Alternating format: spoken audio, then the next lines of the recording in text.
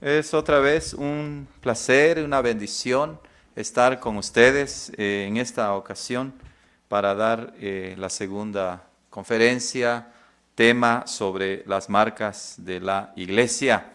¿Qué les parece si inclinamos nuestros rostros para orar? Padre Celestial, estamos muy agradecidos porque, Señor, tú enviaste a tu Hijo Jesucristo para que seamos reconciliados contigo y de ser enemigos, ahora seamos tus amigos. De ser del mundo, ahora pertenecemos a ti. De pertenecer al reino de las tinieblas, ahora hemos sido introducidos al reino de tu amado Hijo. O como dice el apóstol Pedro, ahora hemos sido introducidos al reino de la luz admirable de nuestro Señor Jesucristo. No para quedarnos ahí solamente de manera pasiva, sino para proclamar las virtudes de aquel que nos ha llamado. Y ahora como tu iglesia, el cuerpo glorioso de Cristo, pero glorioso no en nosotros, sino porque Cristo comparte, nos da, nos atribuye su gloria, su justicia y su santidad. Nosotros queremos exaltarte, queremos darte gracias, queremos decirte que te amamos con todo el corazón.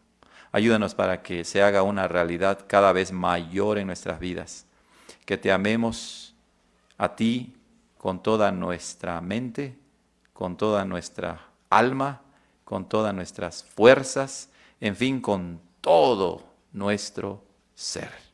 Señor, no hay nada más grandioso que pertenecer a ti, y pertenecer a ti significa pertenecer a tu iglesia. En Cristo Jesús te damos gracias. Amén. Amén, amén. Amados hermanos,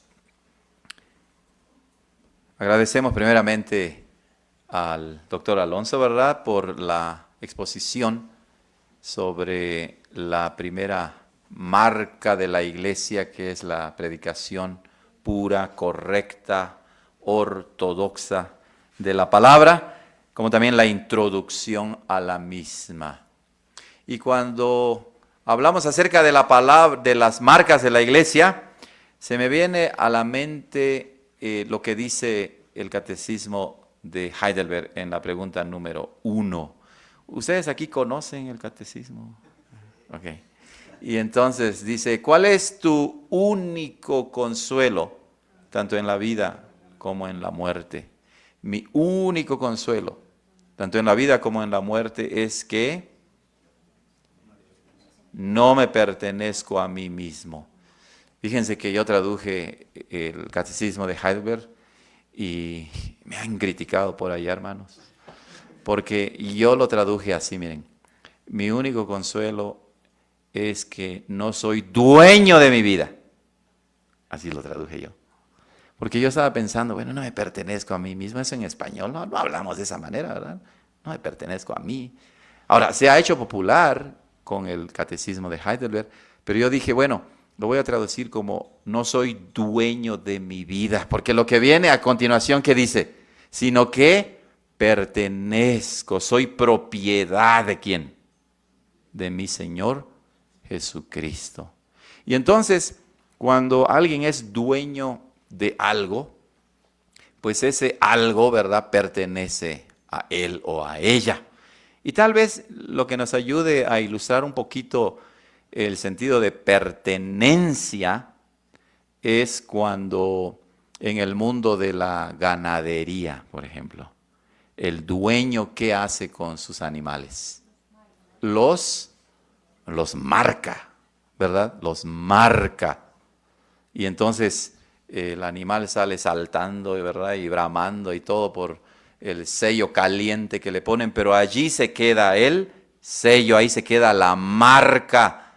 Y entonces cuando el animal se sale del corral y se mete a otro, el otro dueño dice, no, pues este no es mío, es del vecino. Bueno, nuestro Señor, hermanos, para distinguirnos, también nos ha marcado. ¿Verdad? Nos ha sellado, nos ha marcado.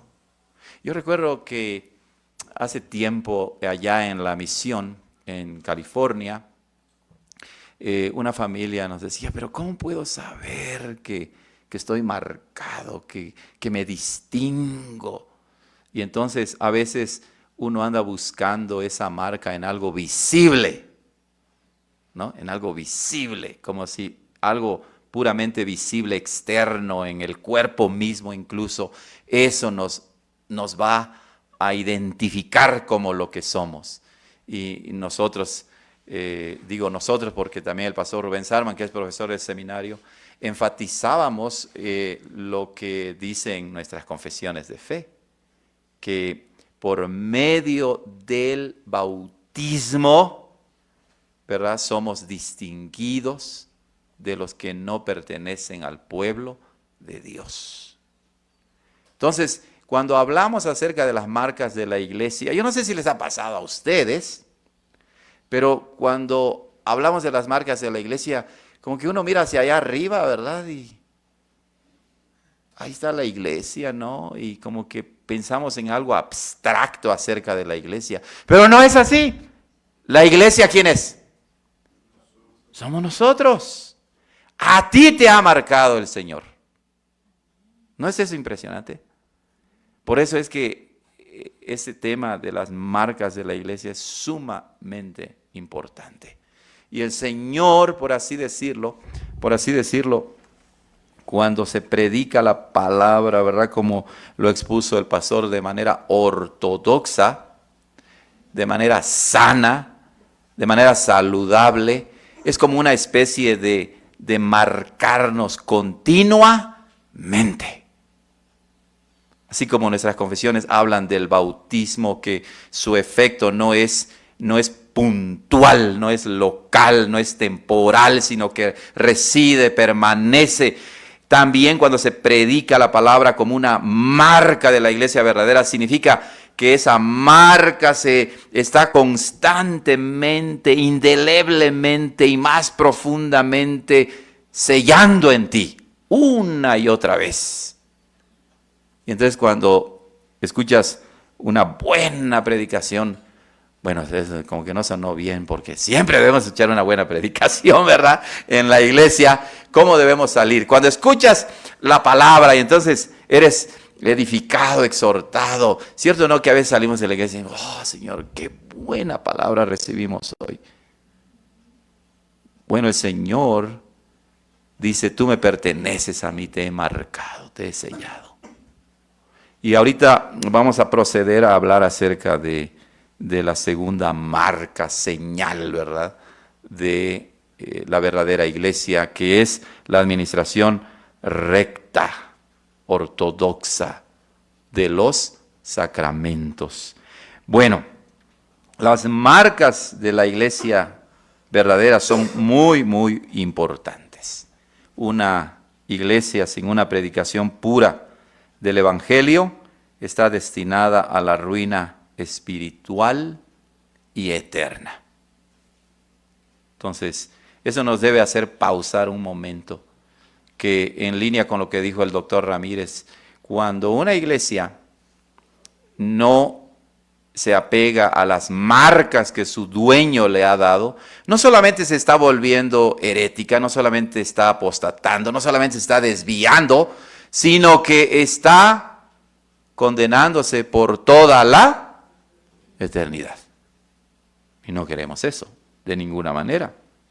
No importa cuán amables sean sus pastores y los miembros de ella, si están recibiendo una enseñanza y predicación falsas del Evangelio, están bajo anatema, bajo maldición. Lo mismo es cierto de los sacramentos. Si se administran incorrectamente, como dice el apóstol Pablo en 1 Corintios 11:29, pues no vamos a recibir, ni vamos a comer, ni vamos a beber el Evangelio, sino juicio de Dios para nosotros. De ahí la importancia de una predicación pura del Evangelio, ya que sin la palabra enseñada y predicada con pureza, pues no vamos a poder recibir correctamente los sacramentos. Y esto es algo que quiero también recalcar, que las marcas de la iglesia están interconectadas. O como la expresión que usó el doctor Ramírez, están interpenetradas. Y ese es un principio sano de la fe cristiana, ¿verdad? Que nunca debemos estudiar un tema doctrinal desconectado de todo lo demás, sino siempre en unión, en conexión con todo el cuerpo de doctrina. Entonces, si no hay una buena predicación de la palabra, una recta predicación de la palabra, no puede haber tampoco una recta administración o participación en los sacramentos. Los buenos historiadores de la Reforma, porque déjeme decirle que así como hay buenos historiadores, también hay malos, ¿verdad? Hay malos historiadores. Pero los buenos historiadores de la Reforma del siglo XVI indican que además de la justificación por fe solamente, la doctrina de los sacramentos se hallaba en el centro del conflicto con Roma. El doctor Ramírez lo enfatizó, ¿verdad?, varias veces. Y fíjense que tenemos una página de nuestra iglesia donde subimos muchos artículos que traducimos, que aprovecho para hacer publicación, ¿verdad?, y promoción. Pero lo menciono, ¿saben por qué? Porque alguien nos escribió y dijo lo siguiente: esos que se llaman reformadores nunca hablaron acerca de los sacramentos. Nunca. Y yo dije, vive en otro planeta, ¿verdad? No ha leído nada acerca de los reformadores. Pero sucede también dentro de la misma iglesia reformada por un sobreénfasis en la justificación por la fe, que perdemos de vista que uno de los conflictos centrales con la Iglesia Católica Romana era el tema de los sacramentos. Es muy, muy importante. Muy, muy importante tener eso en cuenta. De hecho, en la práctica, la mala administración de los sacramentos tenía atrapada a la gente en la superstición y la herejía. Así es. De modo que Juan Tetzel, ¿verdad?, este monje ahí llegaba vendiendo esto y lo demás y la gente lo compraba desesperadamente, o hace esto y lo otro y tu familiar va a salir del purgatorio, etcétera, etcétera. ¿Ok? Entonces, una mala administración de los sacramentos de verdad nos puede llevar a vivir en la superstición más oscura y obviamente en la herejía. Así que la administración recta de los sacramentos es de vital importancia para el bienestar del cuerpo de Cristo. Y lo es porque tanto la predicación pura de la palabra como la administración recta de los sacramentos tienen nada más y nada menos que a Cristo como su objeto, como su centro, como su núcleo. Entonces, cuando hablamos de las marcas de la iglesia, no estamos hablando de algo distinto, diferente al evangelio. Estamos hablando del evangelio, del corazón del evangelio. Porque una recta administración o predicación de la palabra exalta ¿a quién? A Cristo. Una recta y pura administración de los sacramentos tiene como objeto ¿a quién? A Cristo. Entonces, el evangelio de la salvación, que tiene a Cristo en su centro, es en ese evangelio que se retrata de una manera visible que nuestro Dios Trino habla, bendice, nutre y fortalece a su iglesia. Entonces, cuando participas de los sacramentos, ya sea que presencias un bautizo o que participas de la Santa Cena, el Dios Trino te está nutriendo, te está fortaleciendo, te está bendiciendo. Estás recordando lo que Cristo hizo por ti. Para que la iglesia se beneficie de los sacramentos, debemos recordar hechos fundamentales sin los cuales nos perderíamos de la verdadera utilidad de ellos. Vamos a mencionar algunos puntos solamente. En primer lugar, este hecho fundamental acerca de los sacramentos es que fueron instituidos por Cristo. Lo sabemos, ¿verdad? Pero recuerden que la sana predicación de la palabra consiste, entre otras cosas también, como dice el apóstol Pablo, yo sé que ya saben esto, pero no me canso de ¿qué? De repetírselos, que no se les olvide. No es el pastor que está administrando los sacramentos, no es la iglesia que crea los sacramentos, es Cristo quien los instituyó. Nuestro catecismo de Heidelberg, como la confesión belga, nos recuerdan que los sacramentos fueron instituidos por Cristo. Catecismo de Heidelberg, Día del Señor 25, pregunta 68, confesión belga, artículo 33. La institución divina de los sacramentos es crucial para la iglesia, ya que si no son de institución divina, entonces, como Pablo dice en 1 Corintios 15 y 19, somos hallados falsos testigos de Dios y somos los más dignos de conmiseración de todos los hombres. La palabra instituir tiene la idea de algo que es establecido, fundado o creado. En el caso de los sacramentos, Dios los instituyó, no el hombre. Hablando del Antiguo Testamento, Dios instituyó la circuncisión como marca y sello del pacto, según Génesis 17. No fue el patriarca Abraham, fue Dios quien lo hizo. La Pascua no la instituyó Moisés, sino fue Dios mismo. Es más, Éxodo 12:11 tiene una expresión bien interesante al final de este versículo. Dice así: es la Pascua de Jehová.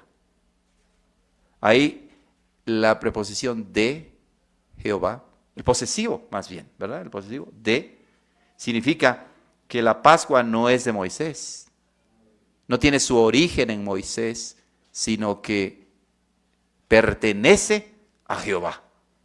Dios la instituyó. Y cuando llegamos al Nuevo Testamento leemos que el Cristo resucitado instituyó el bautismo al ordenar con toda autoridad a sus discípulos a predicar el evangelio a todas las naciones, diciendo que bautizándolos en el nombre del Padre y del Hijo y del Espíritu Santo. Mateo 28:19. Y los evangelios relatan cómo el Señor Jesús instituyó la Santa Cena en lugar de la Pascua. El apóstol Pablo dice expresamente en 1 Corintios 11:23, porque yo recibí del Señor, ¿cuál Señor? El Señor Jesús. Lo que también les he enseñado, y procede a la institución de la Santa Cena por Cristo mismo. Pablo no inventó la Santa Cena, ¿verdad? ¿Quién la instituyó? ¿Quién la creó? ¿Quién la estableció? Cristo mismo. Entonces, no se nos debe olvidar esto. Cuando venimos a la iglesia y hay bautizo o hay Santa Cena, debemos recordar que es algo que Dios mismo instituyó para nuestro propio beneficio. Un punto fundamental de disensión entre protestantes y romanistas en la época de la Reforma era que Roma había inventado e instituido 5 sacramentos adicionales al bautismo y a la cena del Señor. El punto de contención era precisamente el origen humano de los 5 sacramentos.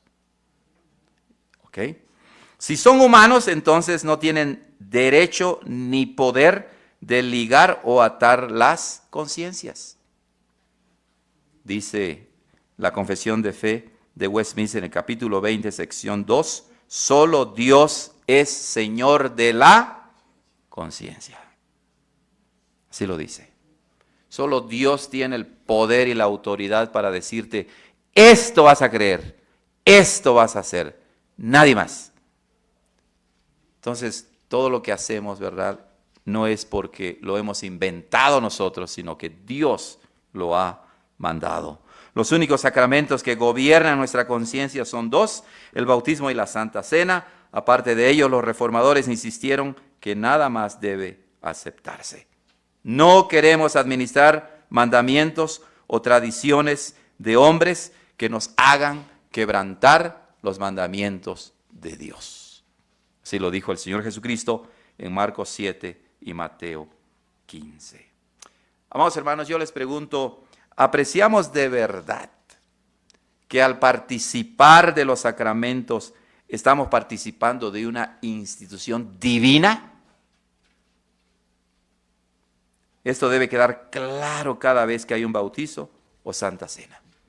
El ministro debe aclarar que no es su sacramento, sino el bautismo de Dios o la cena de Dios, haciendo alusión a Éxodo 12:11, que dice es la Pascua de Jehová.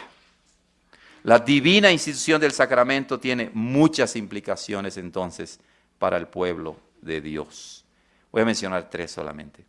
En primer lugar, nos recuerda que Dios nos bautiza o nos alimenta en la Santa Cena. ¿Ok? Nos recuerda que es Dios el que nos ha sellado, el que nos marca, el que nos distingue, el que nos nutre, el que nos exhorta, etcétera, etcétera, en los sacramentos. Bueno, yo soy originalmente de México y hemos vivido muchos años ya en Estados Unidos y ahora somos ciudadanos americanos y entonces somos gringos. Se nota bastante, ¿verdad? Y entonces, en una ocasión, en la iglesia reformada de Benecer, de la que es pastor, el pastor Rubén Sarman, antes que él llegara, yo me quedé a cargo de la iglesia hispana y de la iglesia americana. Y entonces sucedió que un matrimonio tuvieron un bebé y entonces se iba a bautizar al bebé. Y entonces el pastor gringo, moreno y chaparro, pues va a bautizar al hijo de esa familia americana. ¿Verdad? Y digo esto porque si no hay un entendimiento correcto de quién bautiza, entonces dicen, no quiero al chaparrito morenito, quiero al alto y blanco, ese sí que ese, hasta cuando pasan los años dice, él me bautizó. No, hermanos, el que instituyó los sacramentos y por lo tanto el que nos bautiza, el que nos alimenta en la Santa Cena es Dios mismo. ¿Ok? No es el pastor, él es un instrumento en las manos de Dios solamente. Segundo, nos exhorta a asistir fielmente a un bautizo o a la Santa Cena. Nosotros, en muchos sentidos, todavía somos católicos romanos en la práctica. ¿Ok? Porque cuando hay un bautizo, decimos, bueno, no es mi hijo, no es mi sobrino, ni es mi primo, ni nada de mí. Y entonces, pues, no voy ese día, ¿verdad? Van a bautizar a fulanito de tal o fulana de tal. Entonces, no voy. No, hermanos. En el bautizo, ¿verdad? En la administración recta del bautismo, vemos cómo Dios está que sellando, marcando a un hijo, a una hija, y decimos, Señor, gloria a Dios, que pasa a formar parte de las filas del cuerpo glorioso de Cristo. Y como dijo el doctor Ramírez, ¿verdad? Antes de venir a la iglesia y sabiendo que, por ejemplo, hay un bautizo, debemos decir, Señor, ayúdame, quita todo otro impedimento que haya, quita el fútbol, ¿verdad? Aunque sea la final, si cae en domingo. ¿Ok? Nada te debe de detener para ir a la iglesia. Creo que pronto aquí va a haber bautizos, ¿verdad? Pronto. Sé que hay 2, al menos, en la lista, ¿no? Hay 2 en la lista. 5. Imagínense. No es ofender a Dios, hermanos. No es ofender a Dios cuando se bautizan a estos bebés tiernos y hermosos, que el Señor dice, estos son míos y lo voy a demostrar físicamente, visiblemente. Los voy a sellar. Y nosotros decimos, no voy porque me quedé viendo la tele hasta las 3 de la mañana. O porque me voy a ir a la playa, o porque voy a hacer cualquier otra cosa. Qué vergüenza, qué vergüenza. Va a haber Santa Cena. Yo he conocido a personas que dicen, yo no veo la importancia de la Santa Cena. Mucha gente así habla. Y muchas iglesias así hablan, porque si tú les preguntas acerca de los sacramentos, dicen, ¿what? ¿Qué? ¿Qué es eso? No, hermanos, eso no está bien. Tenemos que prepararnos para escuchar la predicación de la palabra y para participar, ya sea de manera presencial, ¿verdad? Mirando, uniéndonos a esta familia, a este matrimonio que trae a sus hijos preciosos, para que el Señor los marque y los selle. O para decir, Señor, aliméntame, nútreme con Cristo mismo en la Santa Cena. Recuerden, en el centro de los sacramentos está Cristo. Bueno, yo le he dicho a los estudiantes que hay que tener cuidado cuando hablamos de que somos cristocéntricos, porque no debemos caer en un cristocentrismo. En realidad, en el sacramento está presente nuestro Dios trino, Padre, Hijo y Espíritu Santo. ¿Ok? Tercer lugar, que son de institución divina, es importante, porque otra vez nos recuerda que hemos sido marcados y sellados por Dios. ¿Saben? Mi abuelita, ella no fue a la escuela. No sé si sabía leer ella. Creo que si sabía era algo muy mínimo, muy mínimo. Pero mi abuelita siempre nos recordaba algo. Y nos portábamos mal y nos decía, recuerda que tú fuiste bautizado. En la práctica, hermanos, los hermanos más sencillos de la iglesia pueden ser más ortodoxos que el mejor teólogo. Y ella siempre nos decía, recuerden que fueron bautizados. Y luego nosotros nos rascábamos la cabeza, ¿verdad? Porque ella siempre nos recordaba eso. Es que un cristiano maduro en la fe, de verdad debe recordar siempre que su bautizo, su sello. Dios te ha sellado, Dios te ha marcado. Todo el tiempo, por eso la confesión dice, el efecto del bautismo no es solamente cuando te bautizan, sino permanece para toda la vida. Toda la vida. No hay un momento en que tú no seas de Dios. Él es tu dueño. No solamente por la temporalidad, sino lo será por toda la eternidad. ¿No es eso impresionante? Por eso es importante, ¿verdad?, recordar que los sacramentos son de institución divina.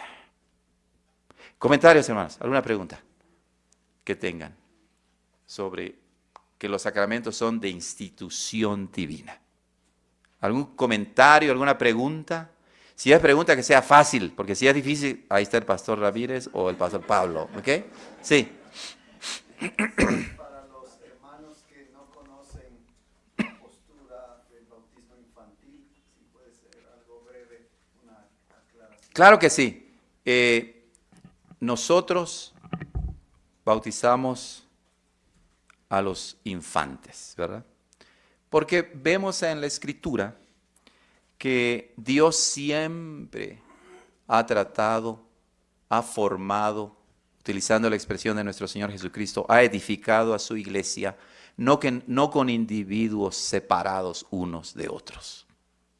Esa es una mentalidad moderna, ¿cierto o no? De yo recibo a Cristo, yo y Él nada más. ¿Y tu esposa? ¿Y tus hijos? ¿Ellos qué? Esa no era la mentalidad del mundo antiguo, en ninguna religión de hecho. Si el padre pertenecía a una religión, toda la familia era parte de esa religión, para bien o para mal, ¿verdad? Y el Señor entonces, en la Escritura, siempre ha edificado a su iglesia por medio de familias. Y Dios siempre le ha dicho a los padres,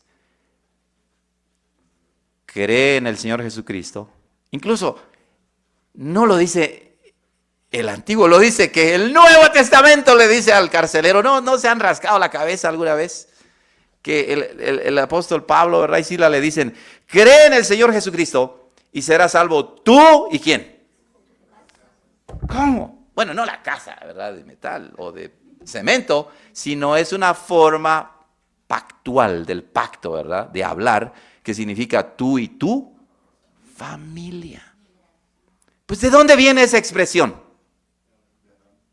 Del Antiguo Testamento. Porque eso significa que el judío sabía que cada vez que Dios construía su iglesia, le decía, bienvenido al pacto, tú y tus hijos. No es que automáticamente nuestros hijos son salvos, pero lo que sí está diciendo el Señor es, este niño o niña me pertenece a mí. No al diablo, no a Satanás. Y para que tenga seguridad de que él pertenece a Dios, lo sella y lo marca. ¿No deberías darle gloria a Dios que Él te dice de una manera visible, sellando a tu hijo, Él pertenece a mí? Ni siquiera a ti. En primer lugar, pertenece a quién? A Dios. Ahora, si el niño o niña crece y después rechaza su bautizo, es decir, rechaza el evangelio, pues ese sello que recibió en su niñez va a ser un testimonio contra él o ella. Pero el sello de Dios permanece. Él conoce a los suyos. Y nuestros hijos pertenecen a Él. A mí me da pavor de veras cuando alguien dice que su hijo o su hija, su infante, no pertenece a Dios. Entonces, ¿a quién pertenece? Ya lo dijeron, ¿verdad? En su mente. ¿A quién pertenece entonces si no pertenece a Dios? Como dice el doctor Ramírez, ya entendieron la idea, ¿verdad? Ya la entendieron, así es, ¿no? O como decimos en México, ya agarraron la onda, ¿verdad? Ya agarraron la onda. Muy bien. ¿Alguien más, hermanos? ¿Alguna pregunta o comentario? Como le digo a los estudiantes, recuerden, no tiene que ser una pregunta, a veces un comentario, una reflexión, nos nutre a todos, ¿verdad? Ok. Sí, hermano Ernesto. ¿De dónde sale la postura católica romana de los 5 sacramentos tradicionales? Bueno, esa pregunta es interesante, ¿verdad? Y no podemos extendernos mucho, pero básicamente podemos decir que esa doctrina, junto con cualquier otra doctrina que no es bíblica, nace de la rebelión del corazón.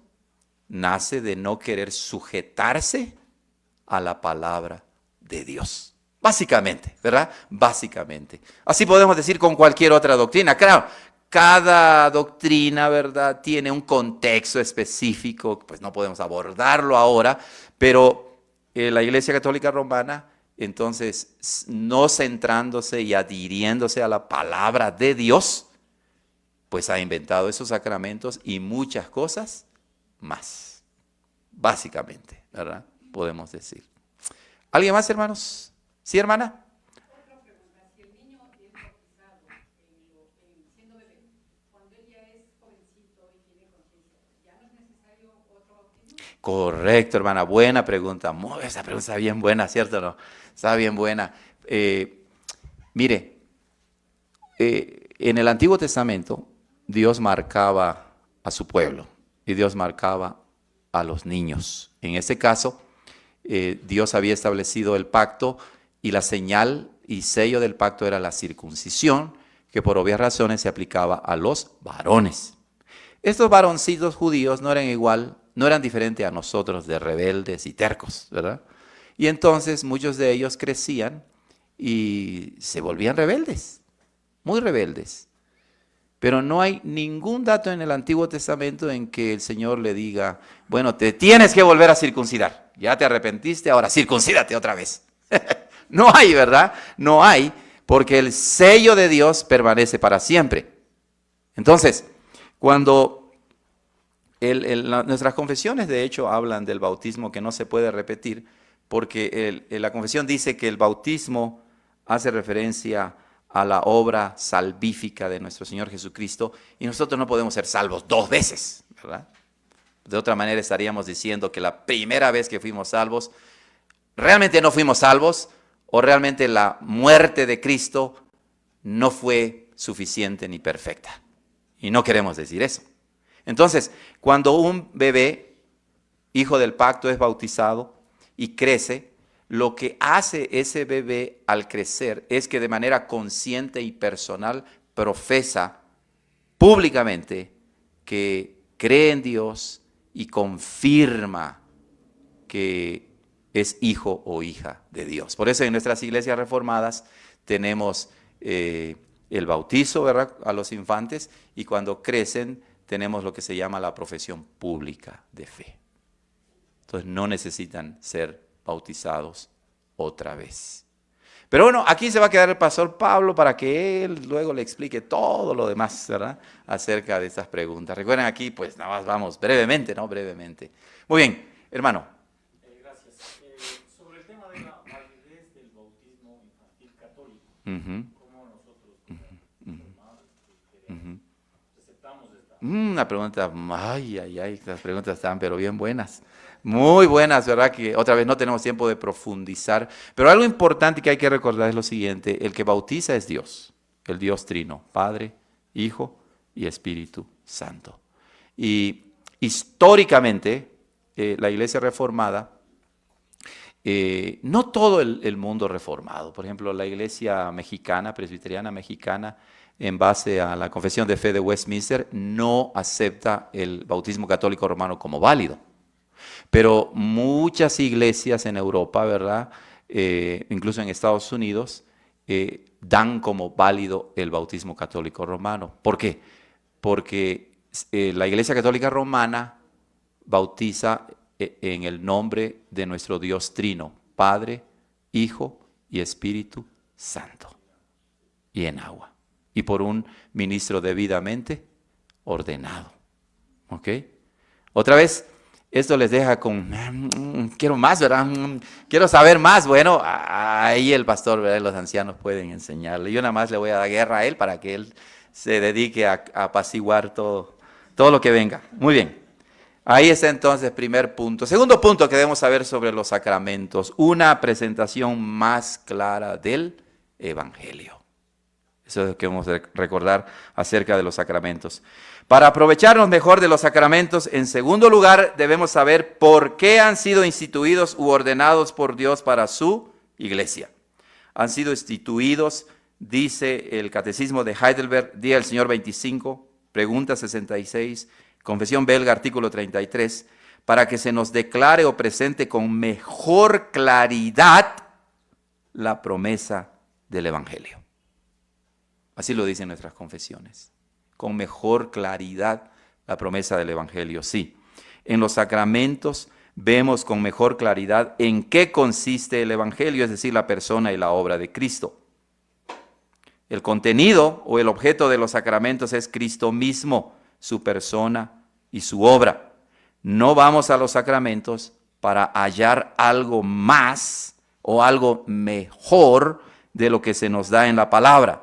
Recibimos lo mismo, pero con mejor claridad. Pero no la palabra es clara, la perspicuidad de la palabra. Sí lo es clara. ¿Cómo es entonces que nuestras confesiones dicen que nos comunican con mejor claridad la promesa del Evangelio? Debemos aclarar que los sacramentos en sí mismos no tienen virtud, ninguna virtud o magia en sí mismos sin la palabra. ¿Ok? Entonces, que nos comuniquen con mejor claridad el Evangelio no los hace superiores a la palabra, ya que sin ella los sacramentos están vacíos. Su valor consiste en que lo que la palabra nos enseña acerca del Evangelio en forma didáctica, verbal, audible, los sacramentos lo hacen de una manera visible, de una manera palpable e incluso gustable. En los sacramentos, dice, aludiendo a las palabras del Salmo 34:8, podemos gustar y ver la bondad de Dios. En los sacramentos podemos, haciendo eco de las palabras del apóstol Juan en 1 de Juan 1, podemos ver, oír, contemplar y palpar con nuestras manos y bocas lo tocante al verbo de vida, lo tocante a nuestro Señor. Y lo hace no porque la palabra sea ineficaz, lo hace por nuestra debilidad. Y en esto se muestra la gracia de Dios en los sacramentos. Te dicen, no lo entendiste habladamente, ahora lo vas a ver y lo vas a gustar. Gloria al Señor, que es bueno, ¿verdad? Se acomoda, como dice Calvino, a nuestra rudeza y a nuestra debilidad. Todo esto se debe, aclara la Confesión Belga, precisamente a nuestra debilidad y fragilidad. En otras palabras, además de la gracia y bondad de Dios mostrada a nosotros en la enseñanza y predicación puras del Evangelio, ahora ordena los sacramentos para que con mejor claridad probemos y gustemos de la bondad de Dios en nuestro Señor Jesucristo. O como dice el apóstol Juan, gracia sobre gracia. ¿No es Dios bueno? Gracia sobre gracia. De ahí la importancia, hermanos, de explicar el significado y uso de los elementos sacramentales, el agua, el pan y el vino. No debe darse nada por sentado. Yo a los estudiantes siempre les digo eso. No den nada por sentado. No de por sentado que todos entienden todo. ¿Cierto o no que se los he dicho? Siempre se los repito.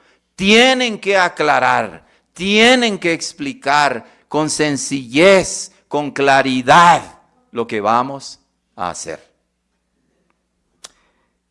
No debemos presuponer que todos entienden a lo que se refieren los elementos. No debemos administrar los elementos sin explicar su significado. La congregación debe tener claramente en su mente lo que significa el agua, lo que significa el pan, lo que significa el vino. Y cuando eso sucede, el participante del sacramento entonces, y por la obra del Espíritu Santo, puede oír, tocar, ver y gustar mejor la bondad de Dios. Cuando no hay una instrucción clara de por qué hacemos esto o lo otro, ¿saben qué pasa? Cuando le dan el vino a alguien ahí despistado, porque siempre hay despistados en la iglesia, lo que hace es esto. Este vino sí está rico, o este vino no está muy rico, ¿verdad? Y empiezan a pensar en la marca del vino. Si es kosher, ¿verdad? O si es de aquí, de la marca de, si es quiteño o no, o algo así. Eso es lo que sucede. O cuando comen el pan, dice está muy duro, o ese pan está dulce, o lo que sea. Su mente no está en lo que significa participar de la Santa Cena en este caso. Está en otra cosa, menos en el sacramento. Y no siempre es culpa del que administra los sacramentos, pero muchas veces, si no se aclara y si no se repite como niños, porque así somos nosotros, ¿cierto o no? Como niños, entonces hay un problema. Tenemos que aclararlo siempre. Creo que esto tiene su apoyo en los ritos, por así decirlo, en la ceremonia de la institución, por ejemplo, de la Santa Cena, en que nuestro Señor Jesucristo nos dicen los evangelios que después de comer, noten, después de comer, de cenar, ¿verdad? ¿Qué fue lo que hizo? tomó pan, lo bendijo, lo partió y lo dio a sus discípulos. Bien interesante, ¿verdad? Bien interesante. No nada más es, bueno, participamos de la Santa Cena y ahí va. No. Sus gestos son muy importantes. Entonces, cuando hay un bautizo, ¿verdad? Y bautizamos, ahí ya entiendo un poco a los hermanos bautistas, ¿verdad? Que bautizan por inmersión. Por nosotros no tenemos ningún problema en bautizar por inmersión tampoco. Recuerden, no es el modo, ¿verdad? Es lo que significa. Pero cuando el pastor reformado bautiza, ¿verdad? Y parece que tiene miedo tocar el agua, y uno lo está viendo allí, y ya terminó y nunca vimos el agua. Pues no está bien eso. Los signos tienen que verse, los elementos tienen que verse, ¿no? Que se vacíe el agua, que se vea. Tampoco se lo vayan a echar en la cara a los bebés, ¿verdad? Si es adulto, pues sí se le puede echar más agua, ¿verdad? Pero el punto es ese, que vean, que se vea el elemento.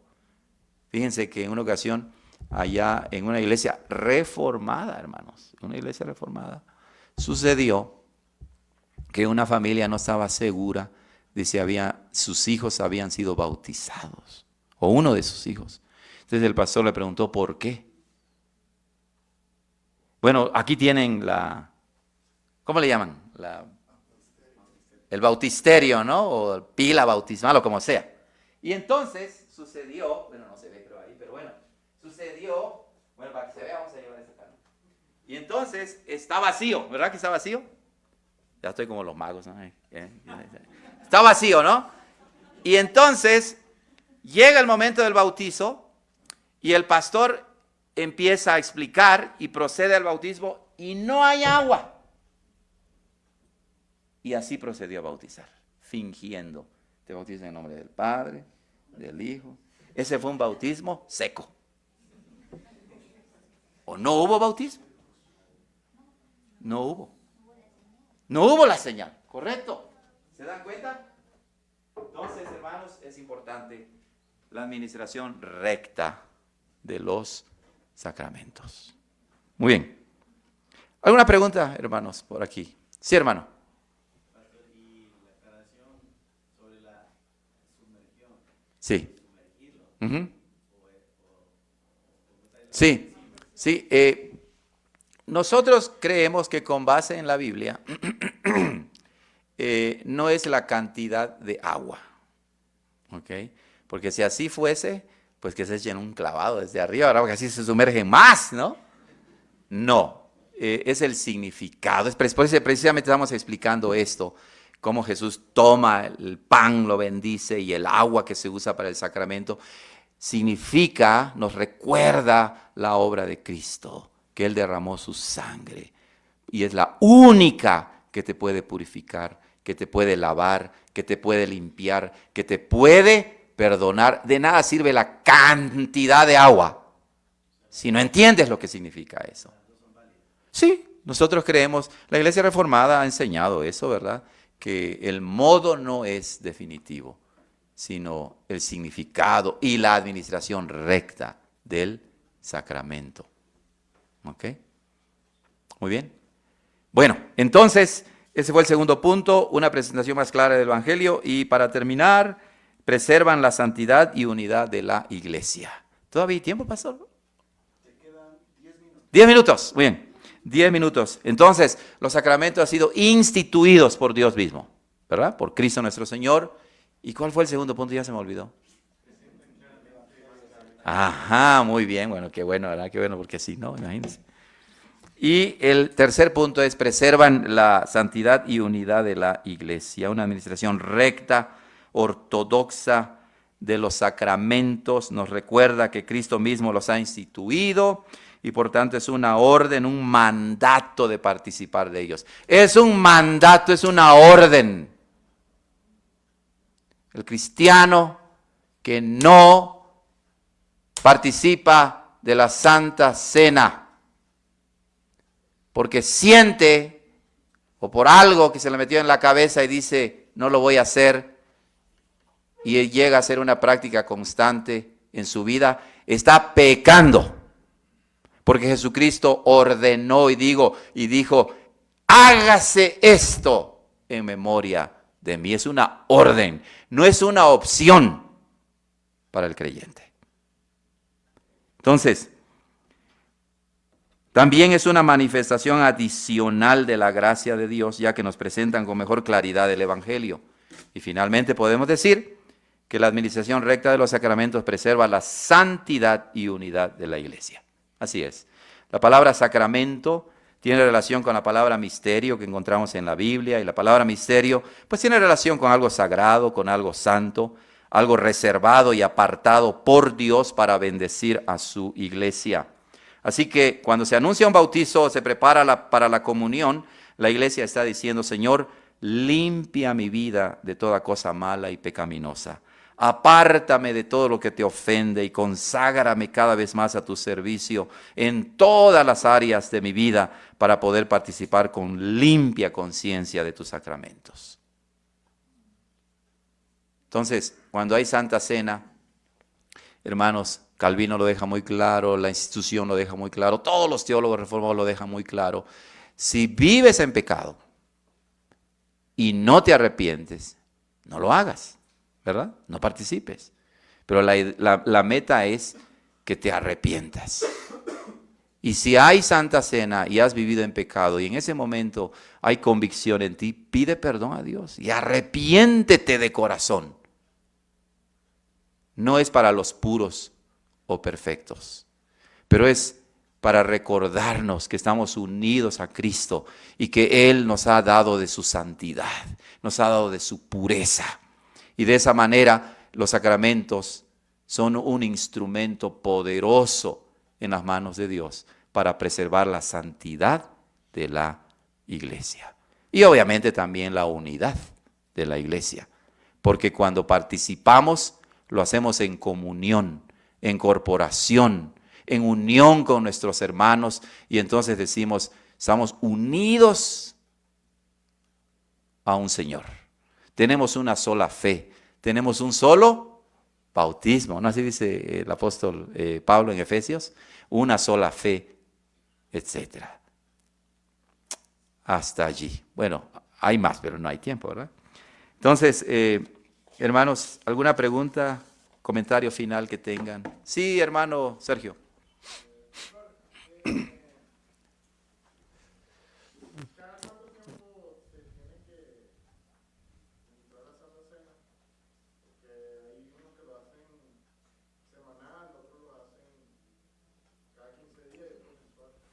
Bueno, yo creo que hay libertad, ¿verdad?, en la iglesia del Señor para participar, para administrar la Santa Cena, por ejemplo, una vez por mes, o cada domingo, o 2 veces al año, o 3 veces al año. En las iglesias reformadas ha habido diversidad al respecto. Creemos que no debe ser un punto de conflicto, mucho menos de división en la iglesia. Por ejemplo, nosotros allá en California tenemos Santa Cena cada mes. No sé, aquí en Luz de Vida. Pastor Ramírez. Semanalmente. Gloria a Dios, ¿verdad? Ahí está. Entonces, debemos recordar también, hermanos, que cuando la frecuencia de los sacramentos no es como dice la expresión latina ex opere operato, ¿verdad? No es que mágicamente va a pasar algo, ¿ok? Sino debemos saber a lo que se refiere el sacramento, lo que significa el sacramento. Y bueno, yo pienso que hay libertad cristiana al respecto. Allá en Perú, las iglesias presbiterianas, evangélicas, ¿verdad? Semanalmente, gloria al Señor. Conozco de otras denominaciones que lo hacen semanalmente. Hay unas que lo hacen 4 veces al año. Nosotros lo hacemos 6 veces al año. ¿Ok? Lo hacemos 6 veces al año. Entonces hay libertad, hermano Sergio, al respecto. No debe dividir a las iglesias. Si escuchas a alguien por allá condenando a Luz de Vida porque es lo hacen una vez al mes, hay que tener mucho cuidado. Hay mucho cuidado. El apóstol Pablo en Romanos, ¿verdad? Al final es muy claro cuando dice, apártense de todos aquellos que solamente quieren dividir a la iglesia. ¿Ok? Muy bien, ¿alguien más, hermanos, finalmente? Sí, pastor. La inversión. Uh-huh. Avanzando en el tiempo de la post-reforma, la Confesión de Fe de Westminster, hablando sobre esto del modo de bautismo, la iglesia presbiteriana convencionalmente no es neutral. Uh-huh. Y dice nuestra confesión en el capítulo 28 y en la sección 3, la inmersión de la persona en el agua no es necesaria. Y algunos académicos presbiterianos en Estados Unidos debaten esto diciendo, bueno, no es necesario, no significa que no se haga. Uh-huh. Pero sería una lectura incorrecta de la confesión, para los que así piensan, porque luego de eso hay una coma y dice, pues, o porque, el bautismo es correctamente administrado mediante la aspersión o efusión del agua sobre la persona.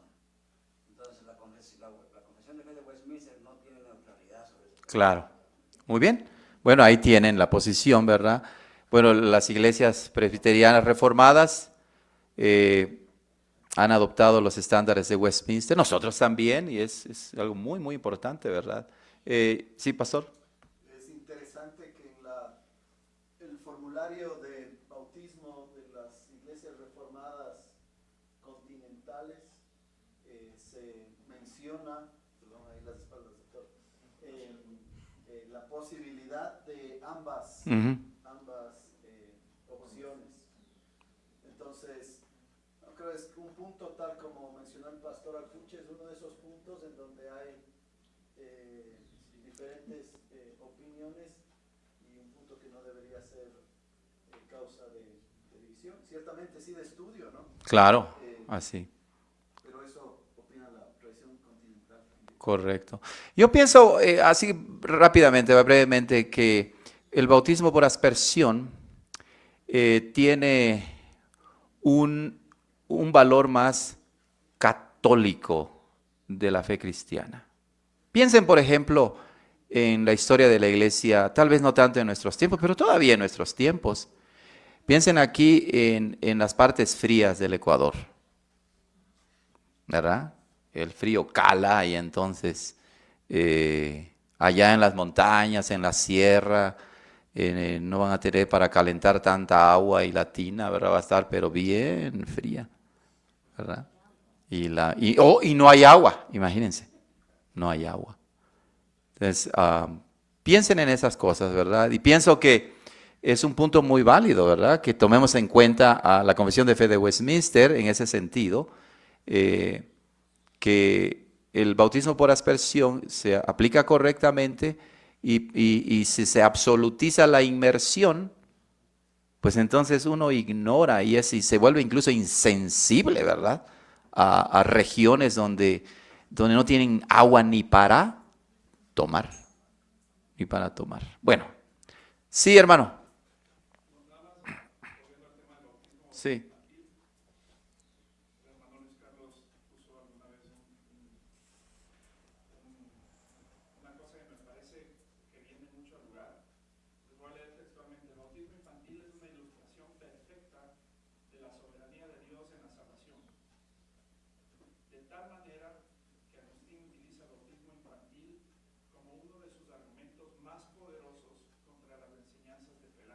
Así es, así es. Muy bien. Ese nombre tan difícil que pronunciaba el pastor. Casi escupe uno. Bueno, ahí está entonces. Muy bien, hermanos. Pues gracias. Gracias, amados hermanos. Vamos a hacer una palabra de oración. Señor, gracias por este tiempo que nos das de compartir y de aprender de ambos lados. Al enseñar, al escuchar, al preguntar, al retroalimentarnos por medio de estas conferencias. Perdona todas nuestras debilidades y defectos, Señor. Queremos de corazón ensalzar tu nombre y bendecir a tu iglesia en Cristo Jesús. Amén.